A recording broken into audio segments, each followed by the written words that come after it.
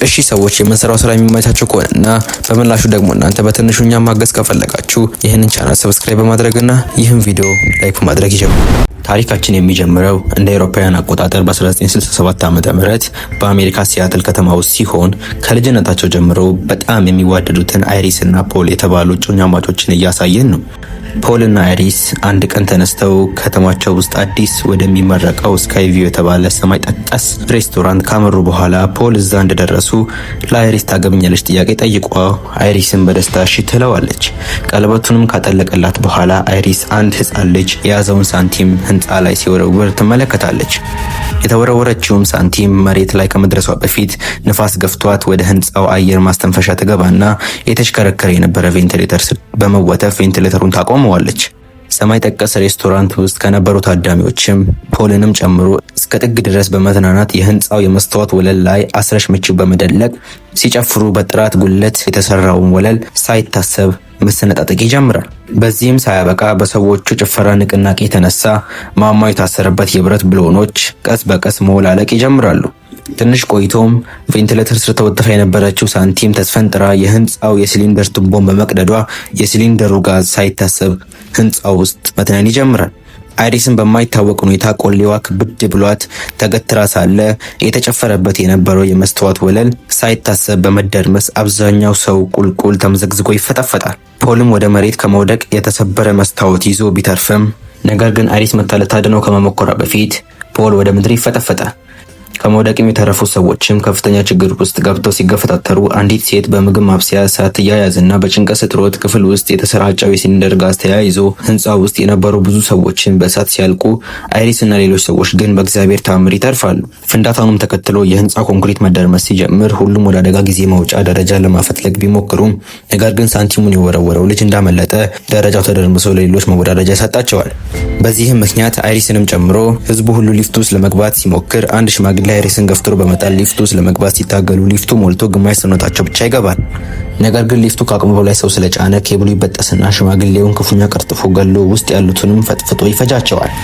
ቀጥሎ ማማው ቀስ በቀስ ማገደድ በመጀመሩ አይሪስ ፈጠን ብላ አንዳች ነገር በመያዝ ስትቆም፣ ሌሎች ሰዎች ግን እንዳለ ተንሸራተው የመስታወቱ ግድግዳ ጋር ይወድቃሉ።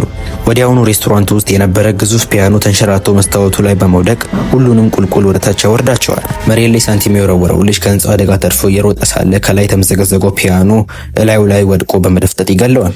የራሱ ስራ ነው ይሁሉ ወይ ጉድ! በዚህም ወቅት አይሪስ ብቻዋን ሬስቶራንት ውስጥ ሳለች አንድ ህፃን ልጅ እያለቀሰ አይታ ሮጣ ወደ እርሱ በመሄድ ልታተርፈው ብትሞክርም ነገር ግን አይሪስ እና ልጁ ተንሸራተው በመውደቅ አይሪስ የልጁን እጅ እንደጨበጠች የእርሷ ቀለበት ብረት ውስጥ ተቀርቅሮ ከመውደቅ ያተርፋታል። ነገር ግን የጦጣ ቆዳ ይገሸለጥ። ኧረ በስመ አብ! ምን አይነት ቅፍፍ የሚል ፊልም ነው! ነገር ግን የጦጣ ቆዳ ይገሸለጥና አይሪስ እና ልጁ ተፈጥጦ ይሞታሉ። በዚህም ወቅት ይህንን አሰቃቂ የቀን ግዥ ትምህርት ላይ ሆና ያየች የነበረችው ስቴፋኒ ጮኻ ካጠገቧ የነበሩትን ተማሪዎች በሙሉ እንዲስቁ ታደርጋቸዋለች። በሀሳቧ ነው እንዴ? ወይ ጉድ! ስቴፋኒ በአንድ ዩኒቨርሲቲ ውስጥ ተማሪ ስትሆን ያ ምሽትም አብራት ዶርም ለምታደርግ ጓደኛዋ ቀነየችውን ቅዠት በመንገር ይህን ቅዠት ማየት ከጀመረች 2 ወር እንደሆነ ታጫውታታለች። አክላም በቅዠቷ ያየቻት ሴት አይሪስ የተባለች አያቷን እንደሆነና ነገር ግን አይሪስን በአካል አይታት እንደማታውቅ ስትነግራት ጓደኛዋም እቤት ሄደሽ ስለ አያትሽ አጣሪ ብላት ስቴፋኒን ታሳስባታለች። በቀጣዩም ቀን ስቴፋኒ ከእናቷ ዳርሊንጋን ከተፋታ በኋላ ብቻውን ወደ አሳደጋት አባቷ ማርቲን ቤት በመሄድ አይሪስ ስለተባለች የእናቷ እናት ስም ብትጠይቀውም ማርቲን ግን ስለ አይሪስ ብዙም ሊነግራት ፈቃደኛ ሳይሆን ይቀራል። በዚህም ወቅት የስቴፋኒ ታናሽ ወንድም ቻርሊ የእናቱ ወንድም የሆነው አጎቱ ሃዋርድ ጋር ሊሄድ በመነሳቱ ስቴፋኒ አብሮ ለመሄድ ትወስናለች። ቻርሊና ስቴፋኒ አጎታቸው ሃዋርድ ጋር ደርሰው የሃዋርድ ሚስት ብሬንዳ እንዲሁም ከልጆቻቸው ኤሪክ፣ ቦቢ እና ጁሊያ ጋር ሰላም ከተባባሉ በኋላ ስቴፋኒ ሃዋርድን ስለ እናቱ ኤሪስ እንዲነግራት ስትጠይቀው ሃዋርድና ብሬንዳ በድንገተኛ የስቴፋኒ ጥያቄ ይገረማሉ። ስቴፋኒም ለ2 ወር ያህል አያቷ አይሪስ እና ፖልን ስካይቪው ከተባለ ሬስቶራንት ላይ ተፈትፍጠው እንደሞቱ ስታይ እንደከረመች ስትነግረው ሃዋርድ ከሰማት በኋላ እናቱ አይሪስ አባቱ ፖል ከሞተ በኋላ እርሱንና የስቴፋኒን እናት ዳርሊንን ሞት ሊወስዳችሁ ነው በማለት ከቤት ሳታስወጣቸው ብዙ ዓመት ቆይታ በመጨረሻም ፖሊስ ይህንን ድርጊቷን ስለደረሰባት እና ሃዋርድ ከሷ ተነጥቀው በማደጎ እንዳደጉ ይገለጽላታል። አክለውም ከዛም በኋላ አይሪስ በየጊዜው ከሞት እንዲጠነቀቁ ደብዳቤ መጻፉን ስላላቆመች እርሱና እናቷ ዳርሊን ከአይሪስ ጋር መቆራኘታቸው ለስቴፋኒ ይነግራታል። በኋላም ላይ ስቴፋኒ አያቷ ትልክ የነበረውን ደብዳቤ ለማየት ፈልጋ ብሬንዳ ያለበትን ቦታ ስለጠቆመቻት ገብታ ደብዳቤዎቹን ስትመለከት የአያቷ አይሪስን ፎቶ ታገኛለች። አያቷ በህልሟ ካየቻት ሴት ጋር መልካቸው አንድ አይነት መሆኑን ትገነዘባለች።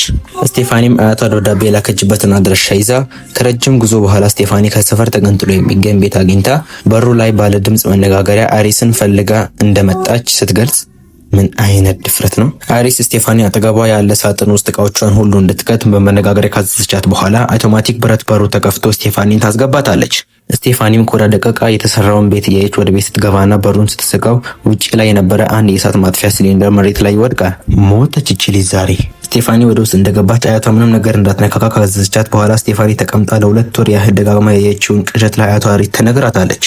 አይሪስም ስቴፋኒ ያየችው ቅዠት ሳይሆን ሊከሰት የነበረ ክስተት እንደነበር ታረጋግጥላታለች። አይሪስም በመቀጠል ከዓመታቶች በፊት የሬስቶራንቱ ምርቃት ላይ እርሷን ተመሳሳይ ራዕይ እንዳየች እና በዚያ ምክንያት ሳንቲም ወርዋሪው ልጅ ሳንቲም እንዳይወረውር በማስቆም እንዲሁም በመስታወቱ ወለል ላይ ሲጨፍሩ የነበሩትን ቀድማ በማስጠንቀቋ ሁሉንም ከሞት እንደታደገቻቸው ትገልጽላታለች። ነገር ግን በሚቀጥሉት ዓመታት እዛ ሬስቶራንት ውስጥ መሞት የነበረባቸው ሰዎች እና ባሏ ፖሊንን ጨምሮ በአደጋ መልክ እንደገደላቸው እርሷም ላለፉት 20 ዓመታት በመሸሽ እዚህ እንደተደበቀች ትገልጽላታለች። አይሪስን መረጃ ለማሳየት ወረቀት ስታነሳ ሳታስበው አንድ ማጉያ መስታወት ወደ ፀሐይ ብርሃን ስላስጠጋቸው መስታወቱ የፀሐይ ብርሃን ስቦ አንድ ገመድ ላይ በማንጸባረቁ ገመዱ መጨስ ይጀምራል። አይሪስም ሞት ስራውን እንደጀመረ ገብቷት ማጉያ መስታወቱ መታ ከፀሐይ ብርሃን ዘወር ታደርገዋለች። አይሪስም ስቴፋኒን የሞት እቅድ የማየት ብቃቷን ከሷ እንደወረሰች በመግለጽ እዚህ ቆይታ የሞትን ሴራ በደንብ እንድታስጠናት ብትጠይቃትም ስቴፋኒ ግን አይሪስን ሳታምናት ቀርታ ጥላት መሄድ ትጀምራለች። አይሪስ ግን በሞት ዙሪያ የጻፈቻቸውን መጽሐፍ እንድትወስድ ስቴፋኒን የወተወተች ስትከተላት ወዲያውኑ በራእይ ከቤት ውጪ ሞት እየጠበቃት እንደሆነ ትረዳለች። ነገር ግን አይሪስ ለስቴፋኒ ስትተከተላት ሄዳ መጽሐፉን ትሰጣታለች። በዚያ ቅጽበትም ኃይለኛ ንፋስ ይነፍስና ቤቱ ጣሪያ ላይ የነበረውን ሹል ብረት የእሳት ማጥፊያ ሲሊንደሩ ላይ ሲጥለው ሲሊንደሩም ብረቱን በከፍተኛ ፍጥነት አፈናጥሮ አይሪስ አፍ ውስጥ በመሰካት ከዚህ ዓለም በሞት ይሸኛታል። ይህ ከሆነ በኋላ ሁሉም ቤተሰቦች አይሪስን ለመቅበር ተሰብስበው ሳለ የስቴፋኒ እናት ዳርሊንም ከረጅም ዘመን መጥፋት በኋላ እናቷን ለመቅበር ወደ መንደሯ ትመጣለች። ስቴፋኒም ለቤተሰቦቿ አያቷ አይሪስ ቤተሰቦቿ ላይ ሞት እየመጣ መሆኑን አስጠንቅቃ እንደነበር ብትነግራቸውም እነርሱ ግን ስቴፋኒን ባለማመን ጥለዋት ይሄዳሉ።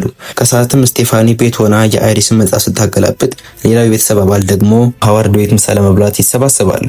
እዛም ቦቢ አንድ ብርጭቆ ሳያስበው በመስበር አንዱ ስባሪ ሳይታይ የበረዶ አንኳር ውስጥ ይገባል። ማን ይሁን የሚሞተው?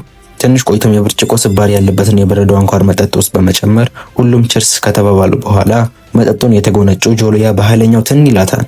ነገር ግን ትን ያላት መጠጡ እንጂ የብርጭቆ ስባሪ እንዳልሆነ እናያለን። ከዚያም በኋላ ቦቢና ቻርሊ መንጠረ ትራፖሊ ላይ እየዘለሉ መዝናናት ቢጀምሩም ነገር ግን ማንም ያላስተዋለው መሬት መቧጠጫ ሹል ብረት ከስር እንዳለ እንመለከታለን።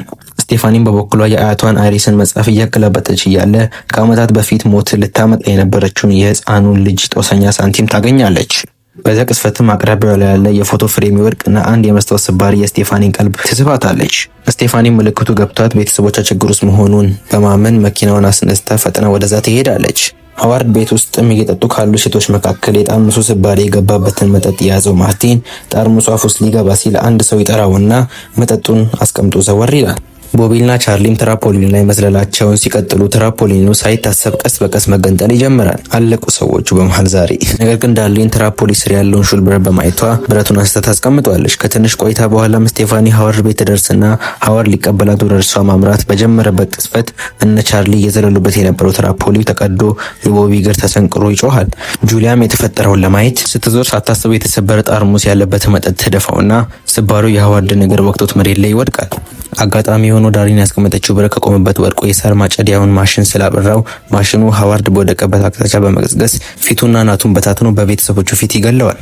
እነ ስቴፋኒ የሃዋርድን ቀብር ስነስርዓት ፈጽመው ወደ ቤት እንደተመለሱ ስቴፋኒ ከዓመት በፊት ስካይቪ ሬስቶራንት ውስጥ በሞት የነበረባቸው ሰዎች በአይሪስ አማካኝነት ቢተርፉም በኋላ ግን ሞት እዛ የነበሩትን በመልቀም በመጨረሻም አይሪስን እንደወሰደ ገልጻ እነሱን ከአይሪስ ጋር ስለሚዛመዱ ሞት እንደማይተዋቸው ታስረዳቸዋለች። ቤተሰቡ በሙሉ ግን ስቴፋኒ የምታወራው ነገር ፈጽሞ ባለማመን ጥለዋት ይሄዳሉ።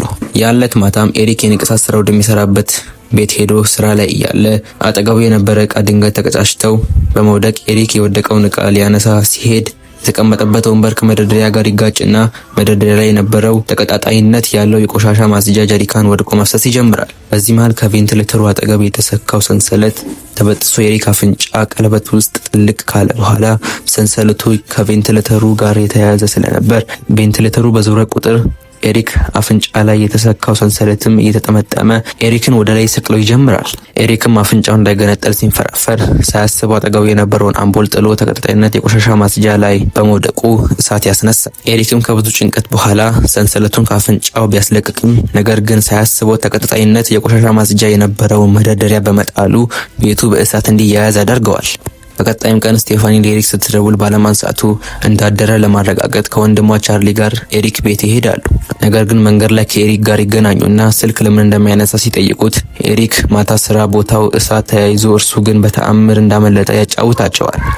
ስቴፋኒ ይህንን ሰምታ ኤሪክ ከቤት እንዳይወጣ ስታስጠነቅቀው ኤሪክ ግን በስቴፋኒ በማሾፍ ሁሉ ነገር አጋጣሚ ክስተት እንደሆነ እንጂ ራዕይ ምናምን እያልሽ ዝም ብለሽ አሰክሽኝ ይላታል። በዚህም ነገር የተጨቃጨቁ ሳለ የኤሪክ እህት ጁሊያ ስፖርት ለመስራት ከቤት ወጥታ ዱብዱብ ማለት ትጀምራለች። ጁሊያም በምትሮጥበት መስመር ኳስ የሚጫወቱ ህጻናት ሳይታሰብ ኳስ በኃይል ጠልዘው የጁሊያን አናት በመምታት ጁሊያን የቆሻሻ ቅርጫት ውስጥ እንደ ችግኝ ይተክሏታል። በዛው ቅስፈትም አካባቢ ላይ የነበረ የቆሻሻ መኪና ጁሊያን የያዘውን ቅርጫት መኪና ውስጥ በመገልበጡ እነ ስቴፋኒ ከኋላ ሲሮጡ ቆይተው ስቴፋኒ መኪና ላይ ትንጠለጠላለች። ነገር ግን የቆሻሻ መኪናው ሹፌር ሙዚቃ እየሰማ ስለነበር ስቴፋኒን ጩኸት ሳይሰማ ይቀራል። ስቴፋኒ መኪና ላይ ወጥታ ጁሊያንን ልታስወጣት ብትሞክርም ከዛ በፊት ግን መኪና ላይ ያለ የቆሻሻ መጠቅጠቂያ ብረት ጁሊያንን አንገቷን ከትፎ ይገድላታል።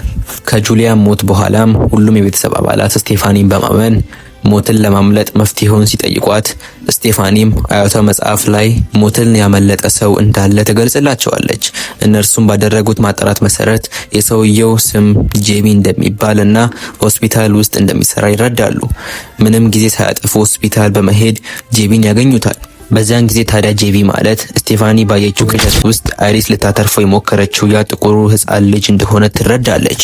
እና ስቴፋኒም ሞትን እንዴት እንደሸወደው ጄቢን ሲጠይቁት ጄቢ ሞትን ለማምለጥ በእነርሱ ቦታ ሌላ ሰው መግደል እንደሚኖርባቸው አለበለዚያም ደግሞ ልባቸው በሆነ መንገድ አስቁመው በድጋሚ ካስነሱት ሞት እንደሚቆጠርላቸው ያስረዳቸዋል። ስልክ መሰለው እንዴ አስቁማቸው አስነሱ ይላል እንዴ ያመዋል እንዴ።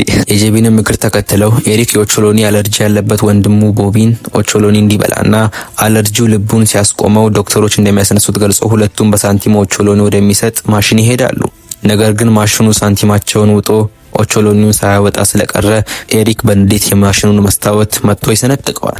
ጥሎም እርሱና ቦቢ ተባብረው ማሽኑን በማጋደል ኦቾሎኒውን አውጥተው ቦቢ ከበላ በኋላ አንድ ክፍል ገብተው የሚሆነው መጠበቅ ይጀምራሉ። ነገር ግን ኤሪክ ኤምአራ የተባለ ብረቶችን እንደ ማግኔት መሳብ የሚችል ማሽን ሳያስበው በማብራቱ ማሽኑ ኤሪክ ገላ ላይ የነበሩትን ቀለበቶችን ገነጣጥሎ በመውሰዱ ኤሪክን በስቃይ ያስጮኸዋል። በዚህም ሳያበቃ በክፍሉ ውስጥ የነበረ ዊልቸር በማሽኑ ተስቦ በመምጣቱ ኤሪክን ከማሽኑ ጋር አጣብቆ ቆይቶ በመጨረሻም ኤሪክን እንደ ሸንጎራ አገዳ ሁለት ቦታ ሰንጥቆ ለሁለት ይበትነዋል። ቦቢም ኦቾሎኒ በፈጠረበት አለርጂክ መራመድ አቅቶት ወንድሙን ለማትረፍ እየሞከረ ሳለ አንዲት ነርስ እነርሱ ያሉበትን ክፍል ስትከፍተው ኤሪክ ቅድም ከሰበረ ኦቾሎኒ የገዛበት ማሽን የነበረ ሽቦ በኤምአርአዩ ማሽን ተስቦ ቦቢ ጭንቅላት ላይ በመሰካት ይበትነዋል። የኤሪክንና የቦቢን ሞት ተከትሎ ዳርሊን፣ ስቴቨኒና ቻርሊ እያደናቸው የሚገኘው ሞት በቀላሉ ማምለጥ እንደማይችሉ ስለገባቸው ተቃቅፈው ሀዘናቸውን ከተወጡ በኋላ ቀሪ ጊዜያቸውን አይሪስ ተደብቃ የነበረው ቤት ለመኖር ወስነው መኪና ውስጥ ሲገቡ ስቴፋኒ ይዛ የነበረው መጽሐፍ ውስጥ ያለችው ሳንቲም ትወድቅና አንዲት አሮጊት ያነሷታል። እነ ስቴፋኒ ለረጅም ደቂቃ ነርተው አይሪስ ቤት ጋር ቢደርሱም ነገር ግን አካባቢው ላይ የነበረ የመብራት ፖል ተበጥሶ በመመልከታቸው ስቴፋኒ ከመኪናዋ ሳትወርድ የአይሪስን ግቢ በር በመኪናዋ ገርስሳ ወደ ውስጥ ትገባለች። ቀጥሎም ዳርሊንና ቻርሊን ፈጥነው ከመኪና በመውረድ አይሪስ ቤት ጋር ሊገቡ ሲሉ ተበጥሶ የነበረው ኤሌክትሪክ በአይሪስ ቤት ላይ ተፈነጣጥሮ በመንደድ ቤት ውስጥ የነበረውን ሲሊንደር በከፍተኛ ሁኔታ ያጋየውና ቻርሊንና ዳርሊንን ሲጥላቸው ስቴፋኒ የነበረችበት መኪና ተገልብጦ የውሃ ኩሬ ውስጥ ይገባል። ዳርሊን ከወደቀችበት ተነስታ ቻርሊን ላይ ተጭኖበት የነበረውን ግንድ ብታነሳለትም ነገር ግን ቅድም ያየነው የመብራት ፖል ተገንድሶ ዳርሊን አናት ላይ በመውደቅ ከዚህ ዓለም ይገላግላታል። ቻርሊን በእናቱ ሞት ቆሌው ቢገፈፍም እንደምንም ተነስቶ እየሰመጠች የነበረችውን እህቱን ስቴፋኒን በማውጣት ከሞት አፋፍ ይመልሳትና ያተርፋታል። ስቴፋኒን ከሞት አፋፍ መመለሷ ሞቶ እንደመነሳት እንደሚቆጠር በማሰብ ሁለቱም ሞትን እንዳስቆሙ አስበው በደስታ ወደ ቤታቸው ይመለሳሉ።